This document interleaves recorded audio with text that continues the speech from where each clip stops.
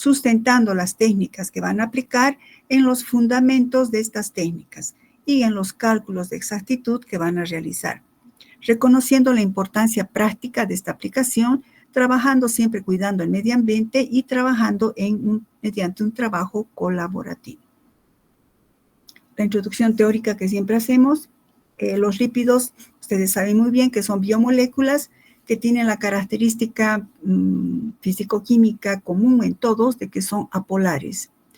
Y esta polaridad es precisamente la base de su función biológica y también parte de sus propiedades químicas. La polaridad, en muchos casos, en la mayoría de los lípidos, se debe a la presencia de ácidos grasos, que a su vez estos están combinados con alcoholes grasos. Por tanto, la característica química, subrayen, común en todos los lípidos es la función éster. Los lípidos incluyen un gran número de sustancias. En la clasificación hemos visto una tablita que vamos a verla enseguida, pero que tienen in vitro tienen un común denominador, y es que son insolubles en agua, pero son solubles en solventes orgánicos como éter, acetona, cloroformo, alcohol, o sea, etanol u otros alcoholes. Si recordamos esta tablita, ¿verdad? Habíamos visto que los lípidos se clasifican en lípidos simples, lípidos compuestos, lípidos derivados. El común denominador, les decía, sobre todo en los lípidos simples y compuestos, es la presencia de los ácidos grasos. Y la combinación de ácidos grasos siempre con alcoholes como glicerol o esfingosina, que es un alcohol aminado. Entonces, por esa razón, su principal función es la función éster. Vamos a hablar ahora en este tema solo de lípidos simples, no podemos entrar a hormonas ni nada por el estilo. Y dentro de lípidos simples vamos a hablar de los acilgliceroles. Los acilgliceroles, recuerdan, están formados por glicerol y ácidos grasos, en los que si este oxidrilo de este glicerol, fíjense mi cursor, es esterificado, hace un ataque nucleofílico a este grupo carbonilo de este ácido graso, formará en consecuencia, por ejemplo, un monoacilglicerol. Si dos de estos grupos, de estos dos ácidos grasos esterifican a dos de estos oxidrilos, nos dará un diacilglicerol. Y si los tres oxidrilos son esterificados o reaccionan con los tres ácidos grasos, se forma un triacilglicerol.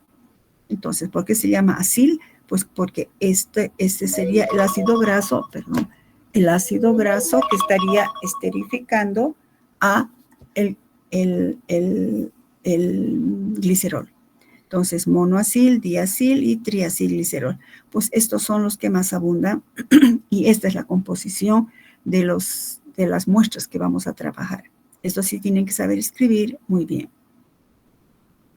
Reacciones químicas. Entre las reacciones químicas más relevantes in vitro de los acilgliceroles está la hidrólisis.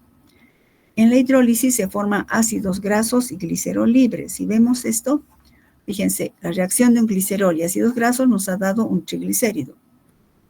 En esta reacción aquí faltaría colocar más agua, ¿no? En este caso, más 3 moléculas de agua. La reacción inversa, es decir, la hidrólisis de estos enlaces éster, fíjense, mi cursor sería esta reacción inversa, en la que se formarían ácidos grasos y glicerol. Entonces, la hidrólisis, la ruptura de este enlace covalente éster, va a dar lugar a liberación de ácidos grasos y glicerol. En las células vivas, esa hidrólisis se lleva a cabo mediante enzimas específicas llamadas lipasas. Por la hidrólisis alcalina se denomina saponificación, que nosotros no vamos a ver eso ahora. Existen procedimientos para estudiar a los lípidos. Cuando digo grasas, estoy hablando de lípidos simples o acilgliceroles. Propiedades como el punto de fusión, la solubilidad en diferentes solventes y también propiedades químicas, que es la que vamos a ver, como el índice de acidez y el índice de yodo.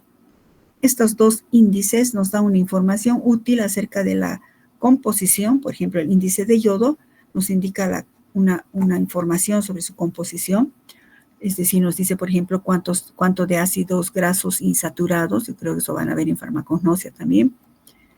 Pero nosotros ahora vamos a ver el índice de acidez, que nos indica la pureza O sea, índice de acidez, saquen una flechita ahí, pureza de la grasa determinada. Pureza y frescura de la grasa, de una grasa o acilglicerol determinado. Que vamos a ver en la parte experimental, la solubilidad de los lípidos. Pero nosotros, chicos, no vamos a hacer la solubilidad, no nos vamos a poner a diluir en tubitos de ensayo, a ver si se disuelve en agua, a ver si se disuelve en etanol, no. Vamos a subir el nivel cognitivo. Y entonces vamos a hacer, van a llenar esta tabla que va a formar parte del cuestionario, en la que van a explicar cómo será la solubilidad, por ejemplo, de un lípido, de una grasa o aceite. Repito, cuando digo grasa o aceite estoy diciendo un lípido simple, un acilglicerol, bueno, particularmente un triacilglicerol. ¿Será soluble en agua? Aquí van a poner soluble, insoluble y además por qué, justificando o explicando su respuesta. En etanol será soluble, poco soluble y justificando. Fíjense que aquí he usado un solvente de alta polaridad como el agua, va bajando etanol a 95%, que es menos polar que el agua, cloroformo menos polar, tetracloruro de carbono, ustedes saben que es apolar, y esto que ustedes saben que es. Y me van a colocar si será soluble y explicando. Lo que vamos a hacer en la parte experimental es la determinación del índice de acidez. ¿A qué se refiere este índice de acidez? Las grasas almacenadas, cuando digo grasas, nuevamente repito, bueno, voy a cambiar eso. Cuando un acilglicerol, una grasa, se almacena y no se la almacena correctamente o cuando pasa su fecha de expiración, pueden enranciar. ¿Por qué? Porque se oxidan los dobles enlaces formando hidroperóxidos, pero también y sobre todo porque se hidroliza. Hemos visto que son ésteres. Entonces se van hidrolizando los enlaces éster y van liberando ácidos grasos, subrayen eso. Se van liberando ácidos grasos. En consecuencia, la cantidad de ácidos grasos libres que estén presentes en una muestra nos indicarán el índice de frescura de una grasa. Cuanto mayor cantidad de ácidos grasos tenga libres, pues es menos fresco, porque ha ido hidrolizándose por acción de bacterias. Entonces, ¿cómo se define el índice de acidez? El índice de acidez, llamado también valor de acidez, se refiere al número de miligramos de hidróxido de potasio requeridos o necesarios para neutralizar los ácidos grasos libres que estén en 1 gramo de grasa. Entonces, el índice de acidez, en otras palabras muy simples, será en 1 gramo de grasa, ¿cuánto de ácidos grasos libres está presente? ¿Cómo se expresa eso técnicamente? Como el número de miligramos de hidróxido de potasio que vamos a necesitar para neutralizarlos.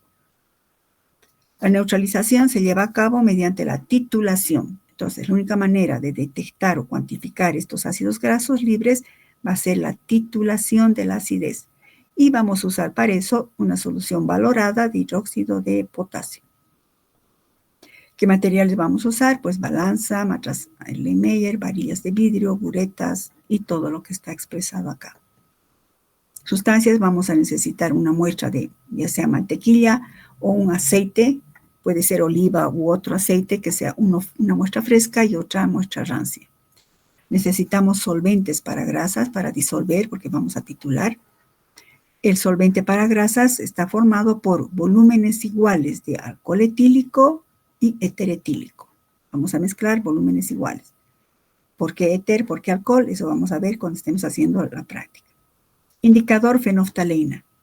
En esta concentración, 10 gramos litro, que sería lo mismo que decir al 1%, ¿verdad? Fenoftalena disuelta en etanol. Y la solución valorante, que es hidróxido de potasio 0,1 normal, previamente valorado. Siempre repasamos la seguridad química. En el alcohol etílico es inflamable, altamente inflamable o fácilmente inflamable. El éter etílico sí, muy inflamable y además tóxico por inhalación. Hay que manejarlo en campana o cerca de una ventana. La fenoftalena, nuestro indicador, que es también inflamable, sobre todo por el contenido de etanol que tiene, porque es insoluble en agua, siempre se disuelve en etanol. El hidróxido de potasio, su ficha de seguridad ya hemos visto varias veces, pues corrosivo y también tóxico por inhalación. ¿Qué procesos previos y conocimientos previos necesitamos para hacer esta práctica? Ustedes necesitan recordar estas definiciones, que no les pregunto, chicos, porque ya les he dado la titulación. La titulación se denomina también valoración, ¿recuerdan? Es un método de análisis cuantitativo del área de la volumetría y mediante la titulación se puede determinar la concentración de una sustancia, o sea una concentración desconocida de una sustancia, pero utilizando un reactivo cuya concentración la conocemos. La bureta se pone, recuerdan, la solución cuya concentración la conocemos, y en el Matrasela-Meyer estará la solución cuya concentración queremos determinar.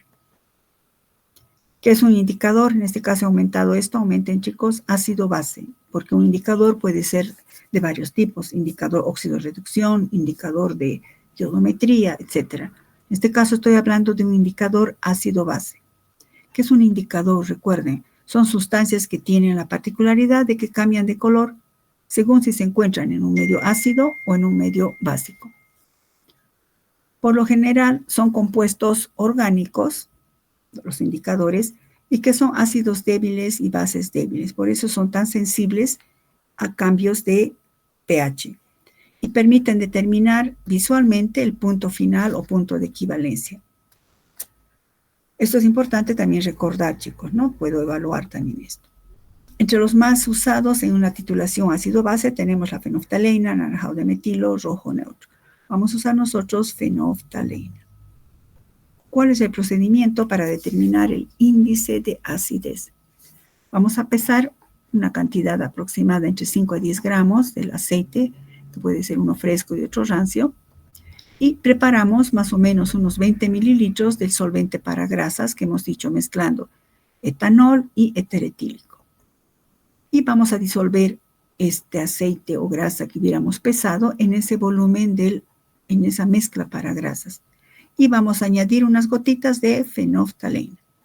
Vamos a tapar con un vidrio de reloj y vamos a tratar de mezclar o emulsionar el aceite hasta obtener esta mezcla lechosa, con movimientos rotatorios, tapando con un vidrio de reloj para que no se evapore el éter, que es sumamente volátil, ¿no? Y bueno, también un poco la fenoftalina, el etanol.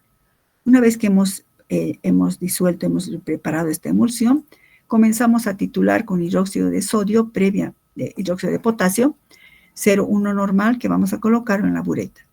Este hidróxido de potasio tiene que estar previamente valorado.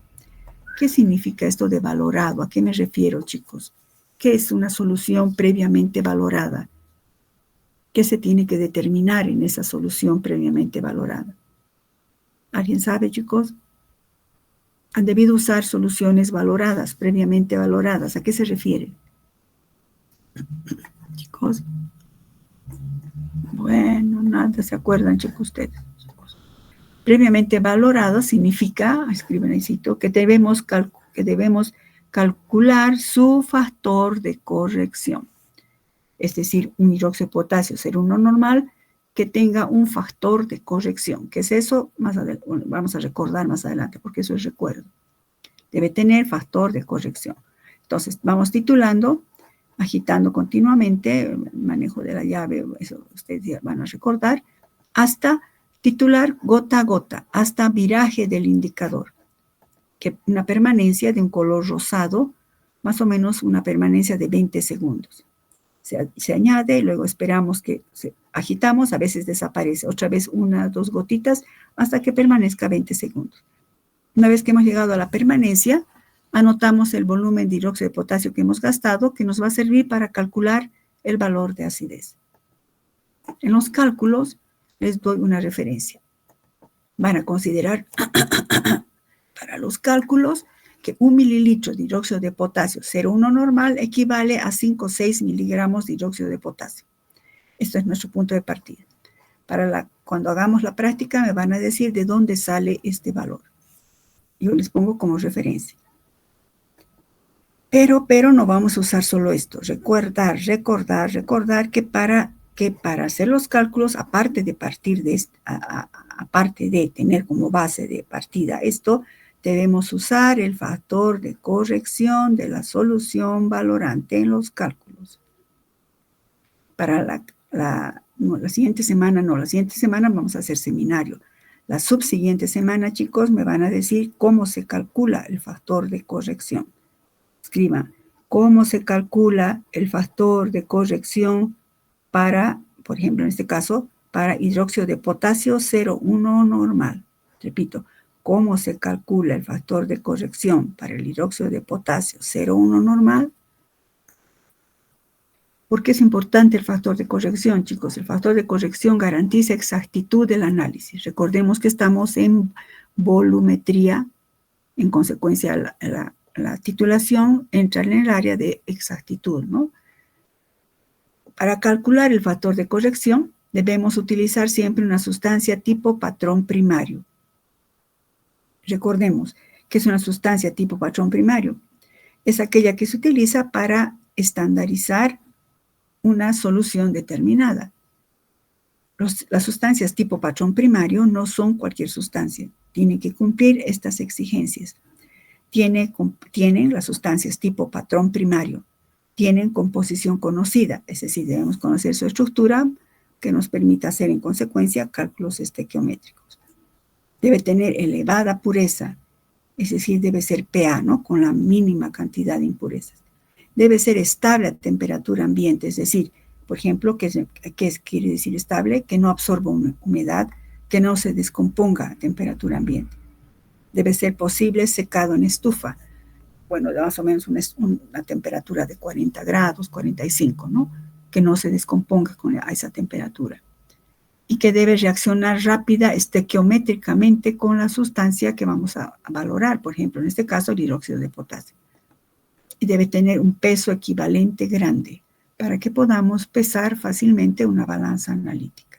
Todas estas características lo tienen las sustancias tipo patrón primario que se va a utilizar o escoger para valorar al hidróxido de potasio 0,1 normal. Paralelamente vamos a calcular también esta otra expresión, el grado de acidez de los lípidos simples. La anterior que hemos visto, en el anterior caso hemos visto para el índice de acidez. El índice de acidez es un término más técnico, chicos, de más exactitud también diríamos, más técnico. Pero se expresa para exportación o en el análisis, en controles de calidad de alimentos, se usa este término, grado de acidez, que es más, digamos, más simple y que se refiere al contenido en tanto por ciento de ácidos grasos que está en un aceite o en una muestra de un lípido simple. Es decir, qué porcentaje de ácidos grasos libres tiene una muestra a eso. Por lo general, ese grado de acidez se expresa como gramos de ácido oleico por 100 gramos de muestra. Porque ácido oleico se ponen de acuerdo para expresar como grado de acidez aquí en Argentina, Buenos Aires, Estados Unidos, Europa, como ácido oleico. No quiere decir que solo detecta ácido oleico, no, sino que se expresa como ácido oleico para uniformizar. Entonces, se expresa cuántos gramos de ácido oleico en 100 gramos de la muestra, nos dice el grado de acidez. Para los cálculos, en este caso les voy guiando un poco, vamos a tomar también como referencia que 1 mililitro de hidróxido de potasio 0,1 normal neutraliza a 28,2 miligramos de ácido oleico. Recuerden que siempre reacciona en una titulación, reacciona equivalente a equivalente. Entonces, decimos que 1 mililitro de hidróxido de potasio, si es que 0,1 normal exacto, neutralizaría o reaccionaría con 28,2 miligramos de ácido oleico. Pero recuerden que tenemos que usar el factor, ¿no? 28,2, bueno, está redondeado, ¿no? ¿De dónde sale? El peso molecular del ácido oleico, si vemos, esta es la estructura del ácido, la fórmula, la estructura del ácido oleico. El ácido oleico tiene un peso molecular de 282. Si consideráramos que esto corresponde a su equivalente, recuerdan, porque es un ácido monocarboxílico, 1 litro, uno normal, será 282, corresponde a 282 gramos de ácido oleico. Ahora, si por ejemplo pongo como dato el factor de corrección de nuestro hidróxido de potasio, si fuera 1,02, ustedes van a ver de dónde sale, cómo se calcula el factor de corrección, para que se entienda en este caso. Si el factor de corrección sería hipotéticamente 1,02, la normalidad real, ustedes recuerdan, sería la normalidad teórica multiplicado por el factor de corrección. La normalidad real de nuestro hidróxido de potasio en este ejemplo hipotético sería 0.102. Si uno normal de hidróxido de potasio neutraliza a este equivalente, 0.102 normal, que sería nuestra normalidad real, ¿a cuánto neutralizará? De ahí sale ese número 28.8, ¿no? Pero exactamente sería así, 28.764. Esto va a depender del factor de corrección. Entonces, partimos, según esto, que 1 mililitro de hidróxido de potasio, ahora de esta concentración, neutraliza o reacciona con esta cantidad de miligramos de ácido oleico. Según lo que gastemos en la práctica, entonces eso corresponderá a X miligramos de ácido oleico, que lo podemos transformar en gramos. Pero si hubiéramos pesado, por ejemplo, 10 gramos de aceite, eso será para 10 gramos. Por definición, hemos dicho que se expresa en por ciento. Entonces, en 100 gramos de grasa será X, lo que saquemos por cada 100 gramos de grasa. Eso se corresponde al grado de acidez del aceite de oliva que hubiésemos usado, ¿no? Bueno, eso es una aproximación a los cálculos, chicos. Van a repasar. Luego tenemos los resultados que van a colocar. Realizar los cálculos utilizando el volumen de hidróxido de potasio que hemos gastado. Calcular el índice de acidez y grado de acidez de las muestras que vamos a usar en la práctica. Interpretar los resultados. Les pongo como valores de referencia que el índice de acidez en grasas y aceites refinados debe ser entre 0,2 a 1. Mayor a esto no está muy puro y tampoco es de alta calidad. Y el grado de acidez siempre debe ser inferior a 2%. Bueno, eso luego harán todo lo referente, no solo esto, ¿no? Sino se van a basar en el instructivo que les he dado. Y un cuestionario que no es solo de esto, sino va a formar parte de un cuestionario general y etcétera. ¿Alguna pregunta, chicos? Eso sería todo en la introducción teórica. Tienen que ir a clases repasando estos cálculos, chicos. La siguiente semana, ya les he dicho, no me acuerdo, la siguiente semana no vamos a hacer esta práctica, vamos a hacer seminario, porque tenemos examen el 7 de junio. Ya les he puesto en el chat, chicos, estoy hablando en hora de clases. En el chat está además a las 9:30. Yo voy a solicitar que me den aulas, que me abran aulas, porque es sábado, ojalá que no haya problema. Y a las 9:30 dan examen, 300 y el 310. Siempre dan así, el mismo examen a la misma hora, el mismo día.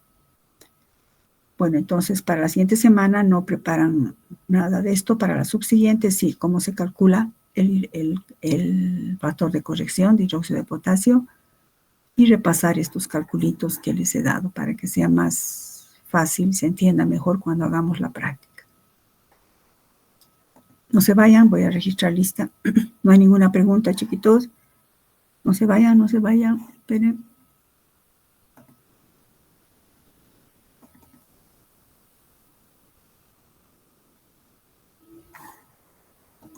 Doctora, buen día. ¿El seminario cuándo se va a realizar? Un ratito, dame un minutito. No importa, igual no, ya. El seminario la siguiente semana, en sus horarios correspondientes, chicos. Porque me tienen que entregar el informe hasta este domingo, antes de medianoche, ¿verdad? Y entonces, desde el lunes adelante, en sus horarios correspondientes, hacemos seminario.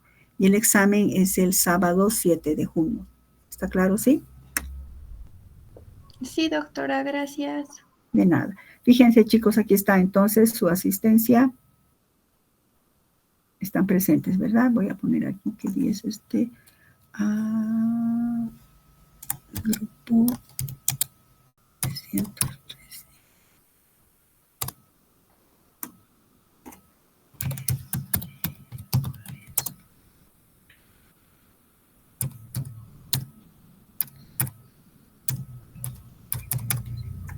Listo, se han fijado, ¿verdad? Ya. Listo, chicos, si no hay preguntas, dejo de compartir. La siguiente clase, la siguiente semana seminario, la subsiguiente, hacemos la práctica de esto. No tienen que llevar nada, yo voy a llevar las muestras, los reactivos, etcétera, etcétera. Siempre recuerden las preparaciones que les he dicho, los cálculos. Bueno, dejo de presentar. Bueno, chicos, hasta luego. Cuídense.